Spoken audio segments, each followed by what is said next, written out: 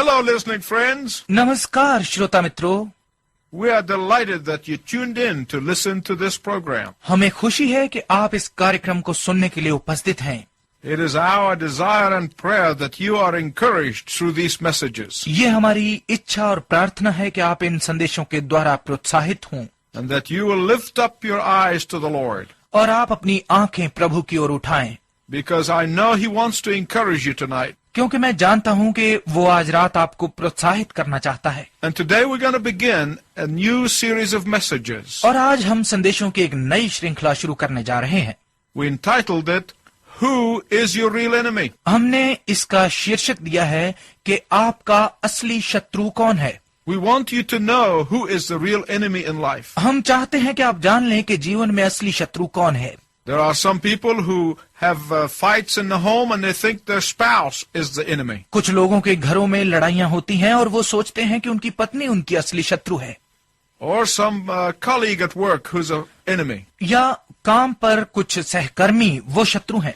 But tonight we're going to tell you who is the real enemy. परंतु आज रात हम आपको बताएंगे कि कौन असली शत्रु है। How is the real enemy able to use one or both people at war? वो असली शत्रु कैसे लड़ाई में एक या दोनों लोगों का प्रयोग कर पाता है। When two believers disagree and that disagreement degenerates into war of words, जब दो विश्वासी असहमत होते हैं और ये असहमति शब्दों की लड़ाई में बदल जाती है, the next thing you have is a people who are divided into two camps. तो अगली बात आपके सामने ये आती है कि लोग दो गुटों में बट जाते हैं। Both sides perceive each other as enemies. दोनों पक्ष एक दूसरे को शत्रु समझने लगते हैं। Is this really true? क्या ये वास्तव में सत्य है? Can two redeemed believers purchased by the blood of Christ be enemies? क्या छुटकारा पाए हुए और मसीह के लहू से खरीदे हुए दो विश्वासी शत्रु हो सकते हैं? So who is the real enemy? तो कौन है असली शत्रु? How does the real enemy manage to enter into the hearts of one or both of these individuals or groups? ये असल शत्रु दो मनुष्यों या दो गुटों के दिलों में दाखिल होने में सफल कैसे हो जाता है? Consider a Christian who knows that sin and impurity is dishonoring to God and is dishonoring to the body. विचार कीजिए एक मसीही जो जानता है कि पाप और अशुद्धता परमेश्वर के प्रति और देह के प्रति निरादर है। A Christian who knows that sin and impurity is dishonoring to the mind and dishonoring to the soul. एक मसीही जिसे पता है कि पाप और अशुद्धता मन और आत्मा के प्रति निरादर है। What if this same Christian keeps falling into the sin of disobedience and impurity again and again? तो क्या कहेंगे यदि ये मसीही अशुद्धता और अनाज्ञाकारिता के पाप में बार बार गिरता है? What will happen in this case? तो इस मामले में क्या होगा?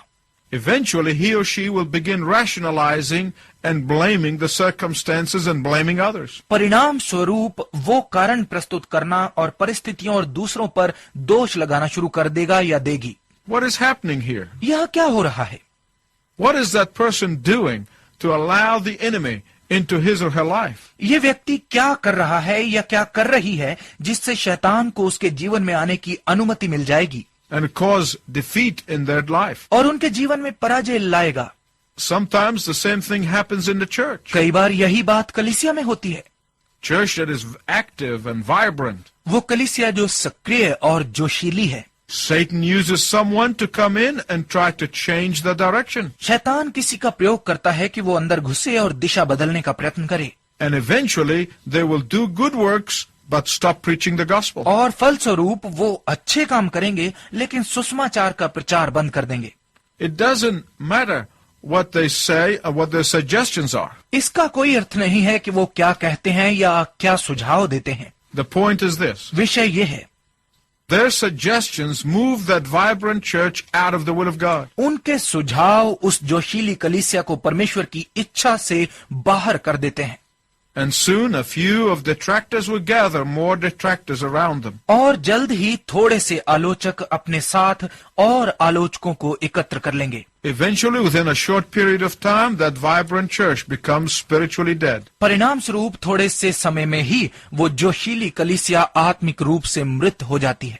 I have seen some of the great churches of the world who now only have 6 people worshiping in them. मैंने संसार की कुछ महान प्रार्थना भवनों को देखा है जिनमें अब केवल 6 लोग ही आराधना करते हैं। These churches are big, magnificent buildings, ये प्रार्थना भवन बड़ी और शानदार इमारतें हैं, but very few people coming in. लेकिन बहुत कम लोग उनमें आते हैं। What happened? क्या हुआ? The enemy has come in the midst of the church. कलीसिया के मध्य में शत्रु घुस आया है। The goat has come in the midst of the sheep. भेड़ों के बीच में बकरा घुस आया है। He looks at the sheep. वो भेड़ों को देखता है। He looks like a sheep. वो एक भेड़ जैसा ही लगता है। He bleats like a sheep. वो भेड़ की तरह ही में आता है And everybody thinks he's a sheep. और हर कोई सोचता है कि वो भेड़ ही है। Then he gets some more goats around him. फिर वो अपने पास कुछ और बकरों को एकत्र कर लेता है And then they try to detract the church from its call to serve the living God. और फिर वो प्रयत्न करते हैं कि कलीसिया को जीवते परमेश्वर की सेवा की बुलाहट से घटाते जाएं। There's one thing you need to know about goats. बकरों के बारे में एक बात आपको जानना आवश्यक है।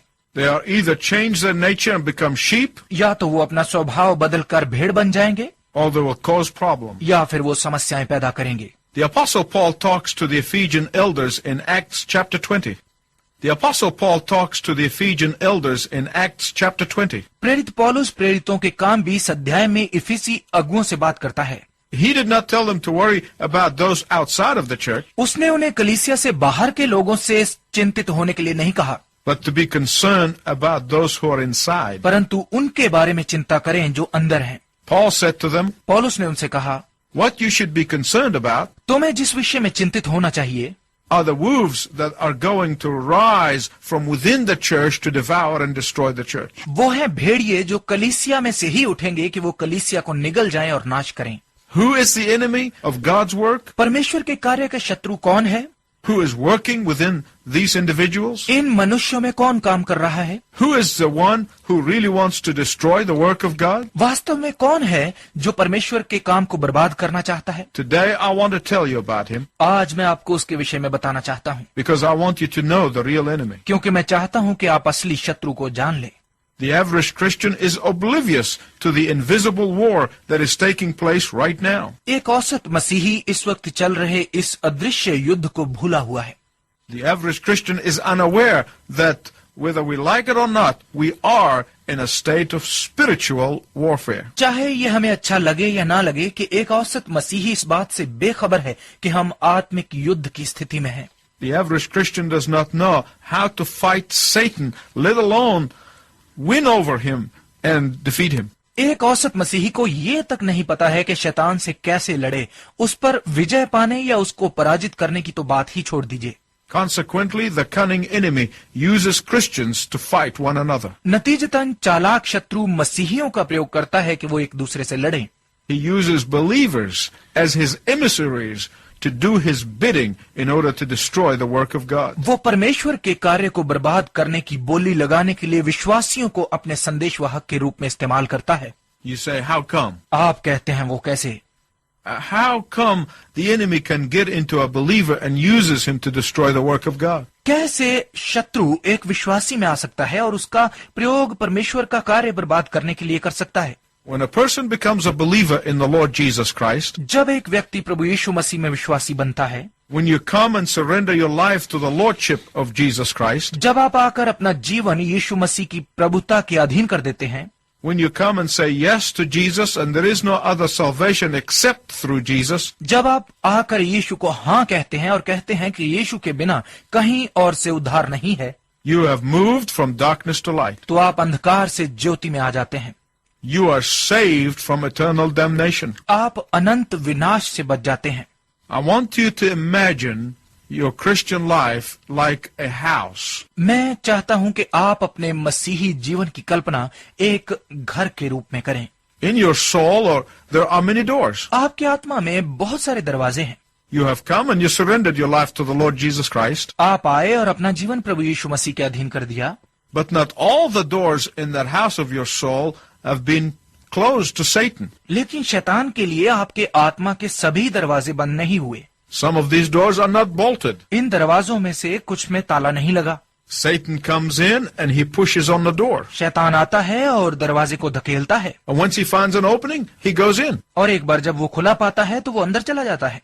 As you know, professional thieves never break and enter. जैसे कि आपको पता होगा कि पेशेवर चोर कभी भी तोड़कर प्रवेश नहीं करते। They go around the houses वे घर के चारों ओर जाते हैं and they push on the doors और वो दरवाजों को धकेलते हैं and they see which door that is left unlocked. और वो देखते हैं कि कौन सा दरवाजा खुला छूट गया है। Then they go in to rob and to destroy and to steal. और फिर वो लूटने, चोरी करने और बर्बाद करने के लिए अंदर जाते हैं। Satan is a gentleman thief. शैतान एक सभ्य चोर है। He does not break and enter. वो तोड़कर प्रवेश नहीं करता। He comes into your life, वो आपके जीवन में आता है, but you are the one who will either allow him in or refuse to let him in. लेकिन वो आप ही हैं जो या तो उसे अंदर आने देते हैं या उसे अंदर आने से इनकार कर देते हैं। What do I mean by this? इससे मेरा क्या अर्थ है? Listen very carefully, please. कृपया बहुत ध्यानपूर्वक सुनिए। Anger is a door. क्रोध एक दरवाजा है। If the door of anger is left unbolted, यदि क्रोध के दरवाजे को बिना ताला छोड़ दिया Satan is going to go in and enter into your life through that door. तो शैतान अंदर आएगा और उस दरवाजे से आपके जीवन में प्रवेश कर जाएगा And he will create havoc, और वो विनाश ले आएगा, not only for your life, but for the lives of all those around you. न केवल आपके जीवन के लिए बल्कि उनके लिए भी जो आपके आसपास हैं। Another example. एक और उदाहरण, Bitterness is a door. कड़वाहट एक दरवाजा है, Hatred is a door. घृणा एक दरवाजा है, Rebellion against authority is a door. शासन के विरुद्ध विद्रोह एक दरवाजा है, Jealousy is a door. ईर्ष्या एक दरवाजा है, Sexual lust is a door. काम वासना एक दरवाजा है, Greed is a door. लालच एक दरवाजा है, False guilt is a door. झूठा अपराध बोध एक दरवाजा है, Shame is a door. लज्जा एक दरवाजा है।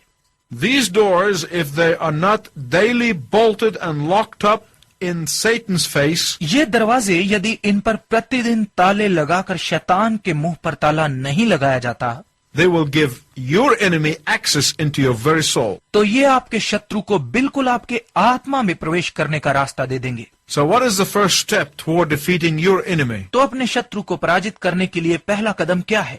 Is to know your enemy. अपने शत्रु को जानना, Know how to shut him up. ये जानना कि कैसे उसका मुंह बंद होता है, Know how to defeat him before he defeats you. ये जानना कि उसे पराजित कैसे किया जाता है इससे पहले कि वो आपको पराजित करे, Know his operational procedure. उसकी कार्यविधि को जानना, Know what he thinks. ये जानना कि वो क्या सोचता है, Know when he attacks. ये पता लगाना कि वो कब वार करता है, How he attacks. कैसे वो वार करता है। To have victory over the real adversary of your soul, you must understand your adversary. आपके आत्मा के असल दुश्मन पर विजय पाने के लिए आपको अपने दुश्मन को समझना आवश्यक है। You must remember, however, that we are the only army that was ever assured of victory before the first shot was ever fired. इसके अलावा आपको याद रखना चाहिए कि हम ही वो एकमात्र सेना है जिसे पहली गोली चलने से पहले ही विजय का आश्वासन दिया गया। Therefore, temporary defeat in your life comes when we are willingly or ignorantly allow these doors to be open. इसलिए आपके जीवन में अस्थायी पराजय तब आती है जब आप स्वेच्छा से या अनजाने में इन दरवाजों को खुलने देते हैं, When you are not on the alert, जब आप सावधान नहीं हैं, when you are not watching out. जब आप ध्यान नहीं रख रहे। Now, I want to recommend that you start using a notebook of some sort. अब मैं आपको ये सुझाव देना चाहता हूं कि आप किसी प्रकार की एक नोट पुस्तिका लें, Because the devil would be very anxious for you to turn off the radio or to forget what I'm going to tell you. क्योंकि शैतान आपके लिए बहुत उत्सुक होगा कि आप रेडियो बंद कर दें या जो मैं आपको बताऊंगा वो आप भूल जाएं। He will work as hard as he can to make you do that. आपसे ये करवाने के लिए जितनी कोशिश वो कर सका वो करेगा। So write these things down as the Spirit of God gives them to us. इसलिए परमेश्वर का आत्मा जो बातें हमें बता रहा है उन्हें लिखते रहिए। Our time has come to an end, हमारा समय समाप्त हो गया है and I have so much more to tell you.